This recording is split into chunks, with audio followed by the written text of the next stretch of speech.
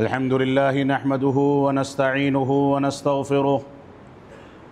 ونعوذ بالله من شرور أنفسنا ومن سيئات أعمالنا من يهده الله فلا مضل له ومن يضلل فلا هادي له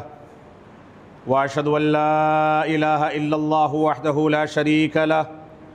وأشهد أن محمدًا عبده ورسوله أما بعد فإن خير الحديث كتاب الله وخير الهدي هدي محمد صلى الله عليه وسلم وشر الأمور محدثاتها وكل محدثة بدعة وكل بدعة ضلالة وكل ضلالة في النار فأعوذ بالله السميع العليم من الشيطان الرجيم بسم الله الرحمن الرحيم والعصر إن الإنسان لفي خسر إلا الذين آمنوا وعملوا الصالحات وتواصوا بالحق وتواصوا بالصبر۔ محترم سامعین کرام، بزرگان دین، نوجوانان ملت اسلامیہ اور خواتین اسلام، گزشتہ 2 ہفتوں سے رسول اکرم صلی اللہ علیہ وسلم کی عظمت اور کانپور سے اٹھنے والے اس واولے جس کے نتیجے میں مسلمان سڑکوں پر آ گئے اور محبت رسول کے تقاضوں کی تکمیل کے بغیر صرف جذباتی نعروں میں بہہ کر کے اپنے لیے مصیبتیں کھڑی کر لیں، اور اسی طریقے سے گزشتہ خطبہ جمعہ میں موجودہ احوال اور موجودہ مصائب اور مشکلات میں ہمارا موقف کیا ہونا چاہیے، اس پر آپ کے سامنے گفتگو کی گئی تھی۔ مسلمان اگر حقیقت میں مسلمان ہے، مسلمان اگر حقیقی اسلام کی پیروی کرنے والا ہے، مسلمان اگر قرآن و سنت کے مطابق زندگی گزارنے والا ہے، مسلمان اگر صحابہ کرام کے طریقے اور اسوے پر چلنے والا ہے، مسلمان اگر قرآن مجید کو لے کر کے چلنے اور سنت رسول پر عمل کرنے والا ہے، تو ایسی صورت میں رب کائنات نے اس مسلمان سے اپنی نصرت و توفیق کا وعدہ فرمایا ہے۔ اللہ رب العالمین کا فرمان ہے، ان تنصروا اللہ ینصرکم ویثبت اقدامکم، اگر تم رب کائنات کی مدد کرو گے، اس کے دین پر چل کر کے، اس کے دین کے مطابق زندگی گزار کر کے، اس کے دین کے مطابق اپنے آپ کو ڈھال کر کے اگر تم رب کائنات کی مدد کرو گے، ینصرکم، تو اللہ رب العالمین تمہاری مدد فرمائے گا، وَيُثَبِّتْ أَقْدَامَكُمْ، اور تمہارے قدموں کو جمع دے گا، مضبوطی عطا فرمائے گا، استحکام عطا فرمائے گا، اور پورے مکمل مضبوطی اور استحکام کے ساتھ، عزت و وقار کے ساتھ تم زندگی گزارنے کا ہنر سیکھ لو گے۔ لیکن اگر تم نے دین میں کسی انداز کا خلل پیدا کیا، دین سے دوری اختیار کی، تو سمجھ لو کہ یہ عزت و وقار اسی دین کی بنیاد پر ہے۔ جیسا کہ عمر بن خطاب رضی اللہ تعالیٰ عنہ کا ایک قول آپ کے سامنے پیش کیا گیا، جس میں انہوں نے فرمایا کہ نحن قوم اعزنا اللہ بالاسلام، ہم وہ قوم ہیں جس کو رب کائنات نے اسلام کے ذریعے عزت و وقار عطا فرمایا تھا۔ اسلام کے ذریعے، اسلامی تعلیمات کے ذریعے اس قوم کو یہ سکھایا گیا تھا کہ نئی پیدا ہونے والی بچیوں کو زندہ درگور نہ کیا جائے۔ اس قوم کو یہ سکھایا گیا تھا کہ عزت و وقار اختیار کر کے اپنے جیسے انسانوں کے آگے جھکنے اور مورتیوں کی پوجا کرنے سے توبہ کی جائے، صرف اللہ رب العالمین کو مشکل کشا اور حاجت روا سمجھا جائے۔ اس ذریعے سے، ہمارے عقیدے کے ذریعے سے، ہمارے معاملات کے ذریعے سے اور فضائل کی جو باتیں ہیں ان کے ذریعے سے زندگی گزارنے کا ہنر اور عزت و وقار کمانے کا ہنر رب کائنات نے اسی دین کی بنیاد پر ہم کو عطا فرمایا تھا۔ آگے فرماتے ہیں، اگر ہم کبھی بھی زندگی کی کسی بھی موڑ پر دین کے علاوہ کسی چیز میں عزت و وقار تلاش کریں گے، مال و دولت میں عزت و وقار تلاش کریں، عہد و منصب میں عزت و وقار تلاش کریں، ہم یہ سمجھیں کہ ہم دنیا میں ڈنکا پیٹ کر کے شہرت طلبی اختیار کر کے دنیا کے اندر دنیا سے آگے نکل کر کے دین کو کنارے چھوڑنے کے باوجود عزت و وقار اختیار کر لیں گے تو یہ چیز ممکن نہیں ہے۔ لہٰذا ہم کو عزت چاہیے اور دنیا کے اندر جینے کا ہنر چاہیے، تو ہم کو دین کی جانب رجوع کرنا ہوگا۔ میں نے اس عظیم سورت کی تلاوت آپ کے سامنے کی ہے جس عظیم سورت میں رب کائنات نے 4 صفتوں کا تذکرہ کر دیا ہے۔ مسلمانوں کی ذمہ داری ہے کہ اپنا جائزہ لیں، اپنی گریبان میں جھانک کر کے غور و تدبر کریں کہ کیا یہ 4 صفتیں ان کے اندر موجود ہیں یا موجود نہیں ہیں۔ اگر ان کے اندر یہ صفتیں موجود ہیں تو ایسی صورت میں رب کائنات ان کو عزت و وقار عطا فرمائے گا۔ یہ 4 صفتیں اگر مسلمانوں نے اپنا رکھی ہیں تو خسارہ اٹھانے والے لوگوں سے علیحدہ کر کے اور ان سے ممتاز کر کے دنیا میں ترقی کرنے والی قوم بنا دیے جائیں گے۔ اور ماضی میں اسلامی تاریخ کو اگر دیکھ لیا جائے تو اسلامی تاریخ میں آپ کو یہ مواقف بکثرت ملیں گے کہ صحابہ کرام کے پاس اور خود رسول اکرم صلی اللہ علیہ وسلم کے پاس زندگی گزارنے کے لیے ساز و سامان نہیں تھا، مال و دولت سے وہ لوگ نہیں نوازے گئے تھے، نہ پہننے کے کپڑے تھے، نہ اوڑھنے کی چادریں تھیں، نہ رہنے کے مکانات تھے، نہ سواری کرنے کے لیے جانور اور سواریاں تھیں، نہ لڑائی اور جنگ کرنے اور جہاد کرنے کے لیے ہتھیار تھا۔ لیکن اگر کوئی چیز تھی تو ایمان کی قوت اور دین اسلام کا وہ سرمایہ تھا جس سرمایہ کی بنیاد پر رب کائنات نے جنگ احد میں اور جنگ بدر میں اور مختلف مقامات پر مسلمانوں کو کامیابی عطا فرمائی تھی۔ لیکن ایک چھوٹی سی اجتہادی غلطی جب صحابہ کرام کو جنگ احد میں جبل الرمات پر اللہ کے نبی صلی اللہ علیہ وسلم نے تعینات رہنے اور پہرا دینے کا حکم دیا کہ اس سے مت اترنا، ان لوگوں نے دیکھا کہ مسلمان جنگ جیت چکا ہے، مال غنیمت لوٹنے لگا ہے، تو ایسی صورت میں بعض صحابہ کرام نیچے اتر گئے، اتر کر کے مال غنیمت کو لوٹنے میں لگ گئے اور اللہ کے نبی صلی اللہ علیہ وسلم کی وصیت کو کنارے کر دیا۔ ان لوگوں نے بعض لوگوں نے منع کیا کہ ایسا نہ کیا جائے، اور اس کے بعد ہوا کیا، خالد بن ولید جو اس وقت تک اسلام قبول نہیں کر سکے تھے، انہوں نے پیچھے سے آٹ کر کے حملہ کر کے مسلمانوں کو قتل کیا، شہید کیا۔ 70 سے زیادہ صحابہ کرام شہید کر دیے گئے اور خود رسول اکرم صلی اللہ علیہ وسلم کو ایک پہاڑی کی آڑ میں بیٹھا کر کے تحفظ فراہم کرنا پڑا۔ صحابہ کرام نے فدائیت کی مثالیں قائم کی اور ان کے لیے اپنی جان نچھاور کر دی۔ یہ صورتحال تھی، صرف ایک سنت سے مسلمانوں کے کنارے چلے جانے یا اجتہادی غلطی کی بنیاد پر اس کو نہ سمجھ پانے کے نتیجے میں اللہ کے نبی صلی اللہ علیہ وسلم کے حکم سے تھوڑی دوری اختیار کر لینے کا یہ نتیجہ تھا۔ اور مسلمان جب جب اتباع رسول اور دین اسلام پر مضبوطی کے ساتھ قائم رہے، ان کی تعداد تھوڑی رہی ہو زیادہ رہی ہو، ان کے پاس کھانے پینے کا سامان ہو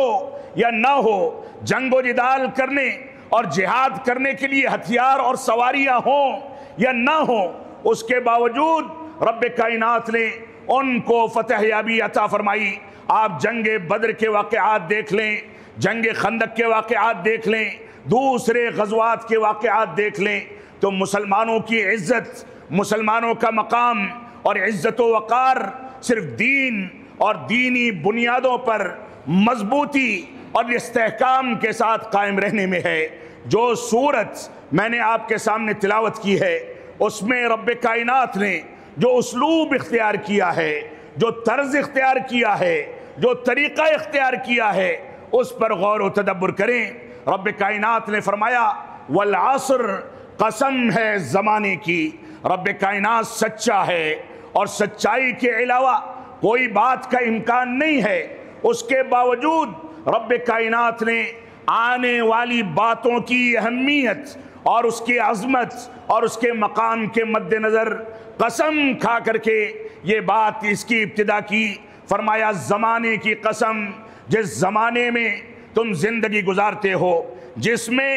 دن آتا ہے تو اجالا ہو جاتا ہے، رات آتی ہے تو تاریکی ہو جاتی ہے، یہ زمانہ جس زمانے میں چھوٹے چھوٹے بچے کھیلتے کودتے ہیں، نوجوان ہو جاتے ہیں، ان کے رشتے کیے جاتے ہیں، اس دیواجی تعلقات قائم ہوتے ہیں، اور انہی بچوں سے جو کبھی چھوٹے چھوٹے بچے تھے،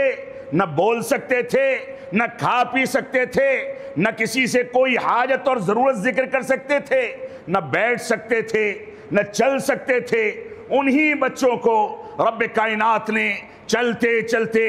اسی زمانے میں باپ بننے کی صلاحیت عطا فرما دی. بچوں کی شکل میں ان کے زیر اشراف دوسرے بچے عطا فرمائے کہ ان کی اسلامی تربیت کی جائے. ان نعمتوں سے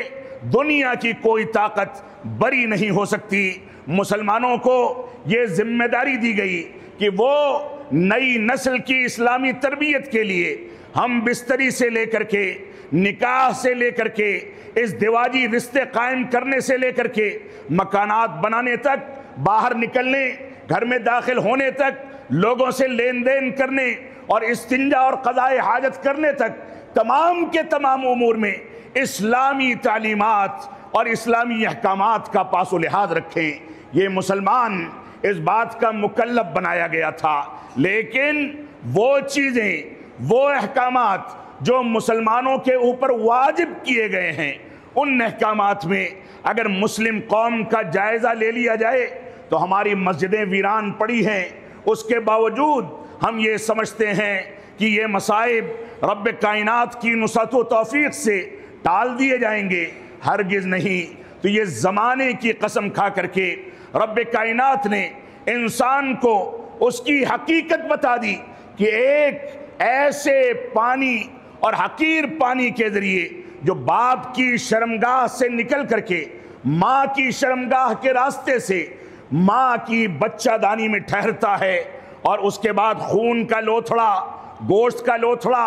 بچے کی شکل اختیار کر کے پیدائش ملتی ہے. اس کے بعد وہ دھیرے دھیرے بولنا سیکھتا ہے، بیٹھنا سیکھتا ہے، چلنا سیکھتا ہے، اور اس کے بعد دنیا کماتا ہے. ان سارے کے سارے امور کی رب کائنات نے قسم کھا کر کے فرمایا والعصر،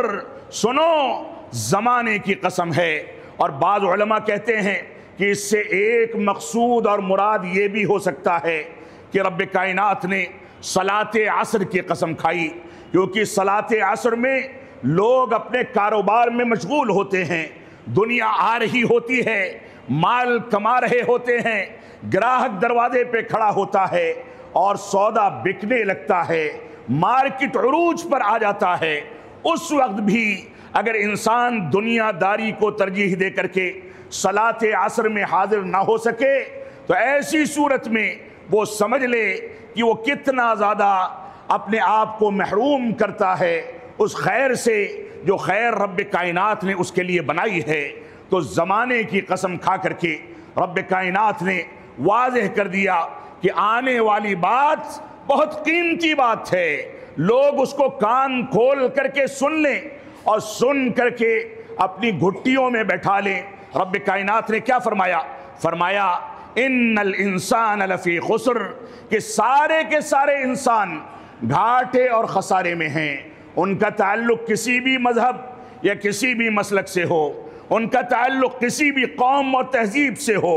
وہ انگریزی بولنے والے ہوں، اردو بولنے والے ہوں، بھوجپوری اور بنگلہ بولنے والے ہوں، عربی زبان میں گفتگو کرنے والے ہوں، ان کا رنگ کالا ہو یا گورا ہو، وہ جنگلات میں زندگی گزاریں یا گاؤں اور دیہات میں زندگی گزاریں، وہ شہروں میں زندگی گزارتے ہوں، وہ اے سی چلا کر کے سوتے ہوں یا صاف و شفاف ہوا میں اپنی زندگی گزارتے ہوں، وہ کسی بھی کیفیت میں زندگی گزارتے ہیں، وہ سارے کے سارے گھاٹے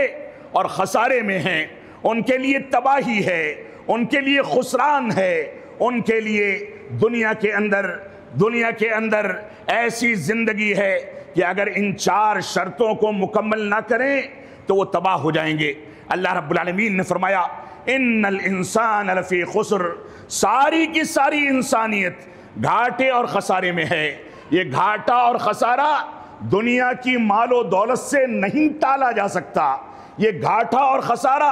بینک بیلنس سے نہیں ٹالا جا سکتا، یہ گھاٹا اور خسارہ عہد و منصب سے نہیں ٹالا جا سکتا، یہ گھاٹا اور خسارہ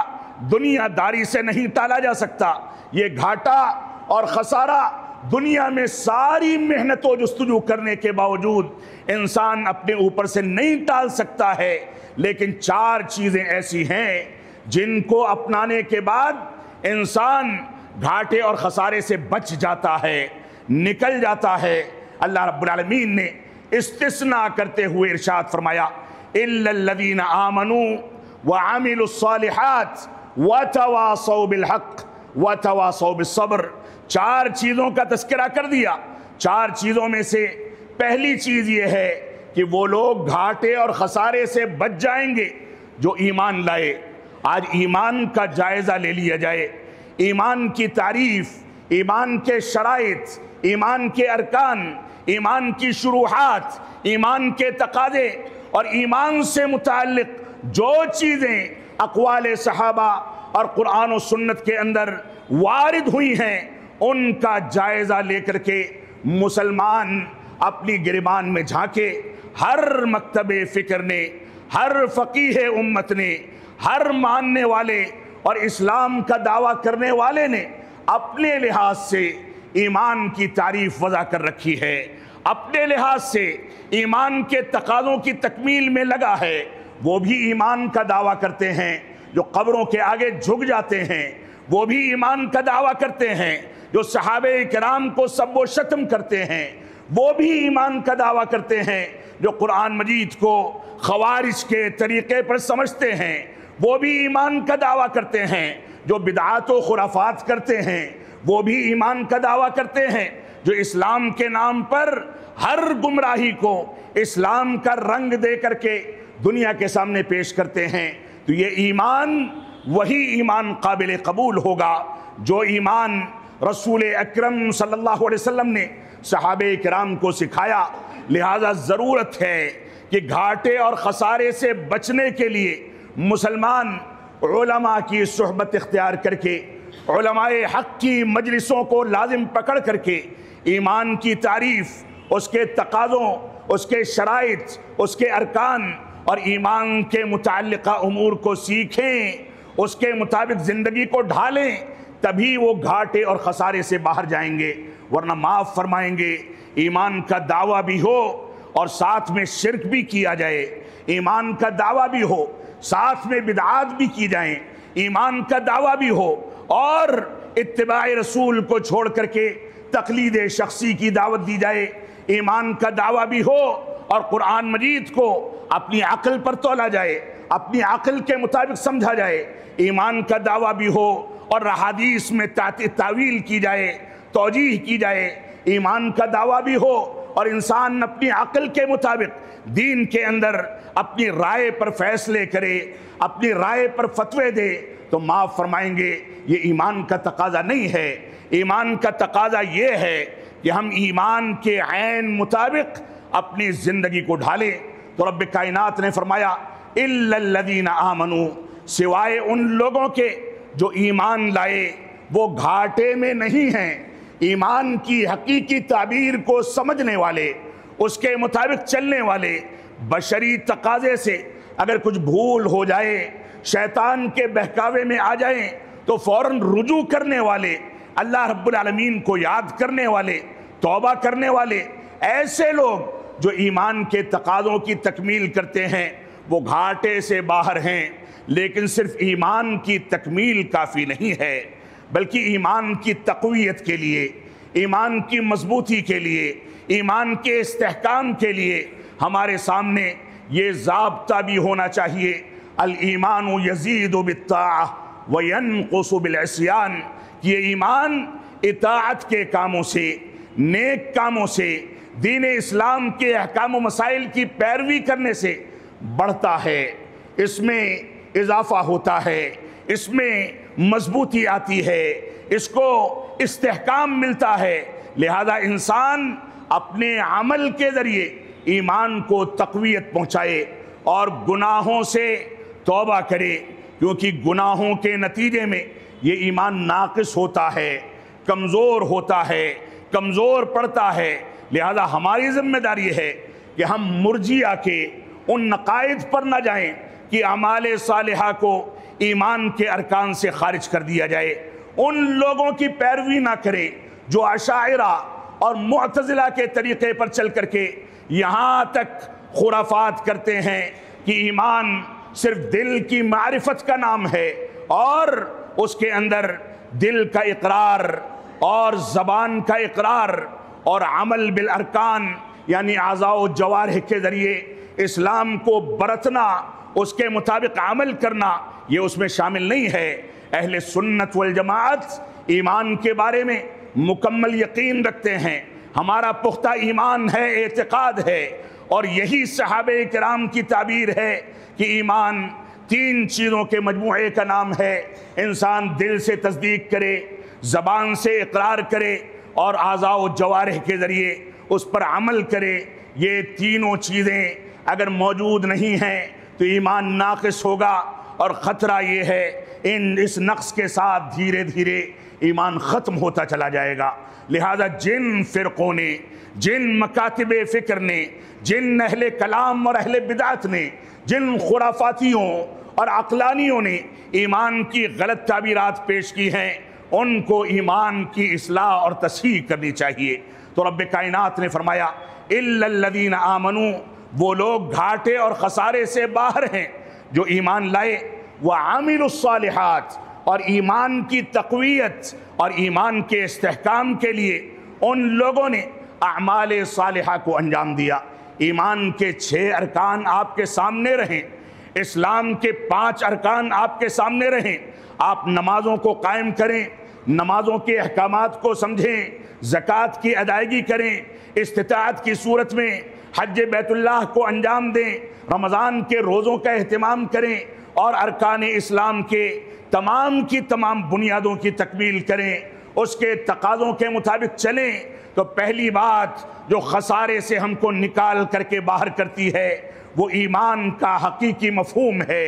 اس کے مطابق زندگی گزارنا ہے، اور ایمان کے ساتھ ساتھ، ایمان کے تقاضوں کی تکمیل کے ساتھ ساتھ اعمال صالحہ کو انجام دینا۔ اور جب انسان ایمان اور حقیقی معنی میں اعمال صالحہ کو انجام دے دے تو ایسی صورت میں اس کی دعوت و تبلیغ اور دعوت و تبلیغ کے میدان میں آنے والے مصائب پر صبر و تحمل کی تلقین، یہ 4 ایسی چیزیں ہیں جن کی بنیاد پر ہم زندگی گزاریں گے تو ہمیں عزت و وقار ملے گا۔ لیکن آپ جائزہ لیں، ایمان کا جائزہ لیں، ایمان کے تقاضوں کا جائزہ لیں جس پر تھوڑا سا تبصرہ کر دیا گیا۔ آپ اعمال صالحہ کا جائزہ لے لیں۔ ایک شخص ایک ہی صف میں کھڑے ہو کر کے اپنے امام کے مطابق نماز پڑھنا چاہتا ہے،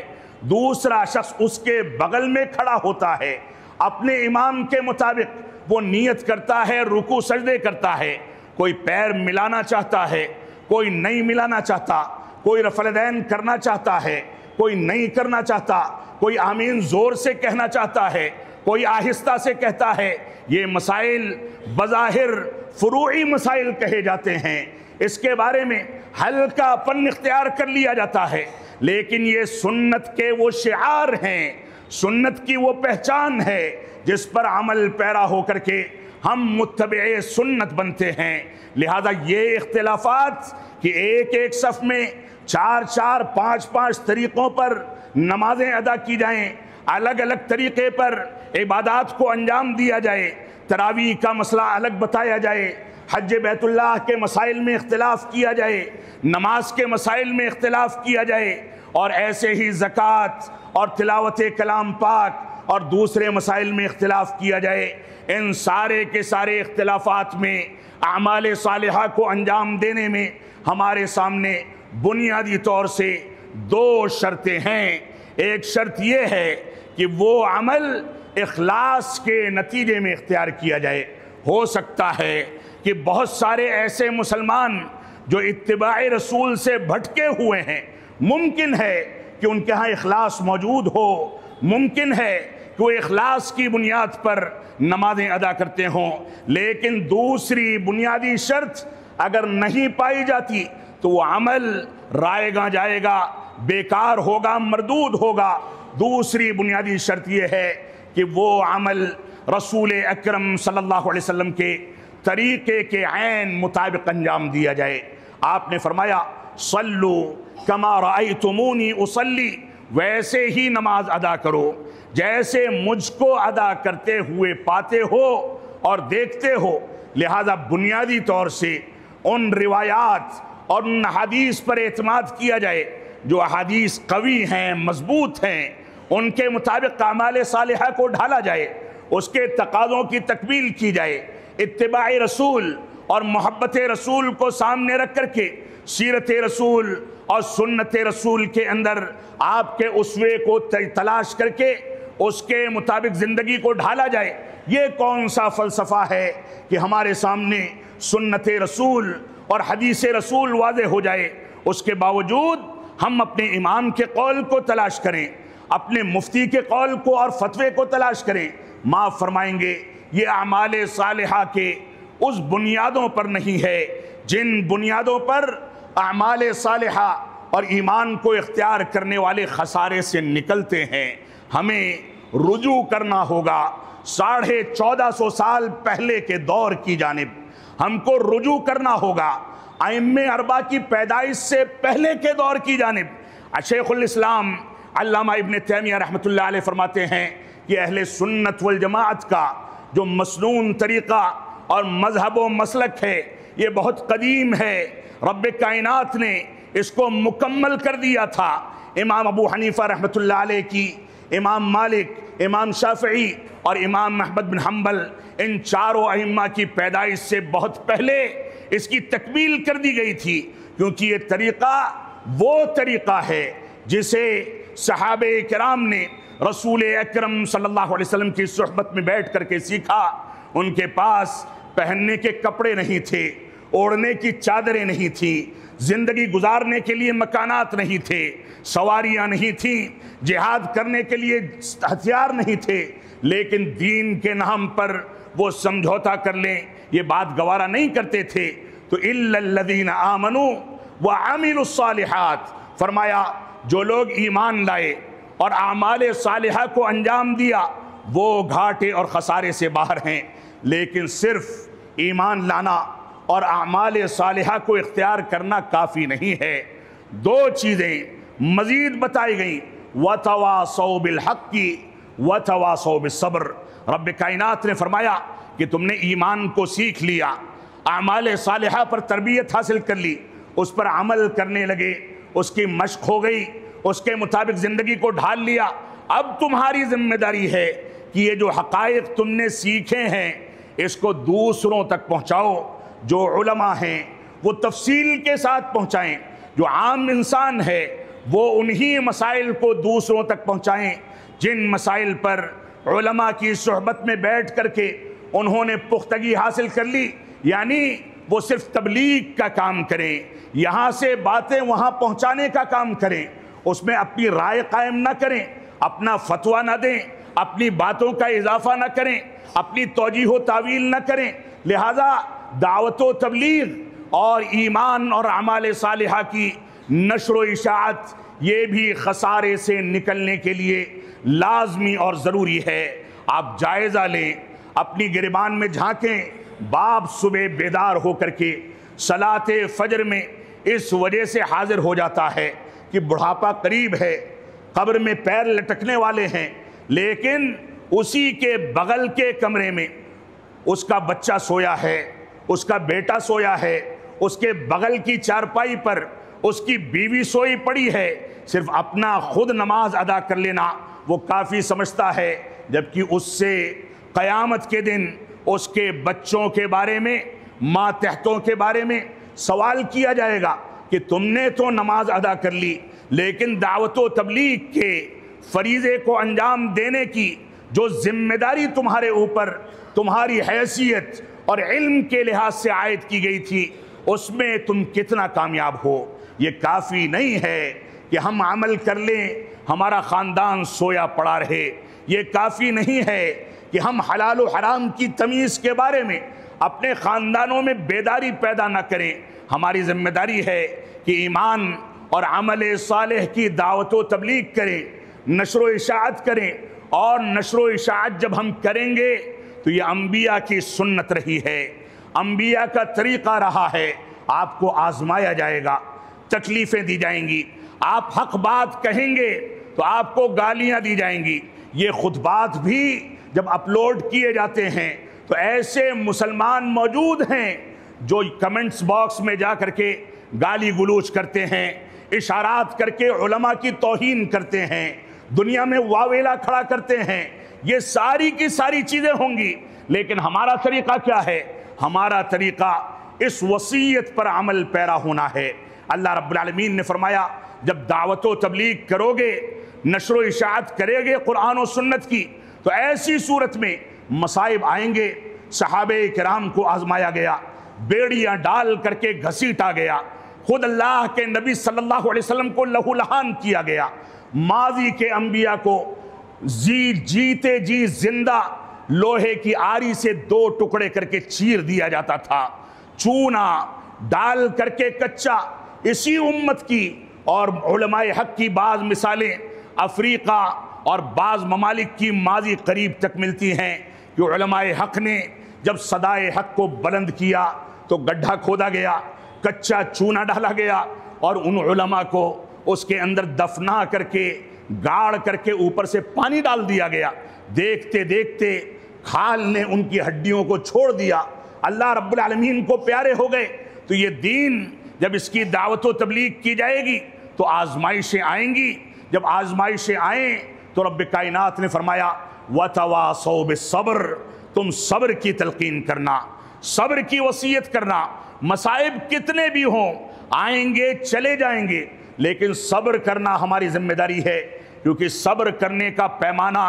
وہی لوگ اختیار کرتے ہیں جو ایمان میں مضبوط ہوتے ہیں، جن کا علم گہرا ہوتا ہے، جو حقیقت میں مسلمان ہوتے ہیں۔ صبر و تحمل سے وہی لوگ کام لے پاتے ہیں جو رب کائنات سے جتنا قریب ہوتے ہیں، ان کا اعتماد اللہ رب العالمین پر اتنا زیادہ ہوتا ہے۔ تو صبر و تحمل کرنا، حق کی وصیت کرنا، گناہوں سے بچنے پر صبر کرنا،